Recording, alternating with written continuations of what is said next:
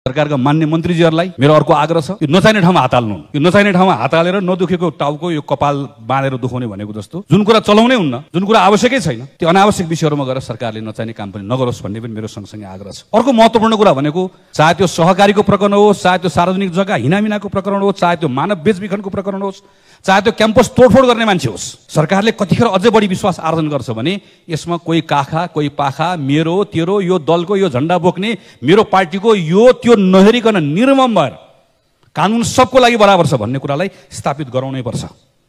त्यसपछि बल्ल एउटा विश्वासको वातावरणमा, त्यो विश्वासको वातावरण चाहिएको छ। सम्माननीय सभामुख महोदय, किन विश्वासको वातावरण चाहिएको छ भने कांग्रेस र एमाले र कांग्रेस मिलेर बनेको सरकारले अहिले सुरुवात गरेको आर्थिक सुधारको कामलाई अझै गति दिनुपर्नेछ, यसलाई बढाउनु पर्नेछ। यस्तो वातावरण बनाउनु पर्नेछ कि नेपालभित्र काम गर्न सकिन्छ भन्ने वातावरण बनाउनु पर्नेछ। नेपालभित्र काम गर्दै गरेका नौजवानहरूलाई हौसलाउनु पर्ने वातावरण बनाउनु पर्नेछ।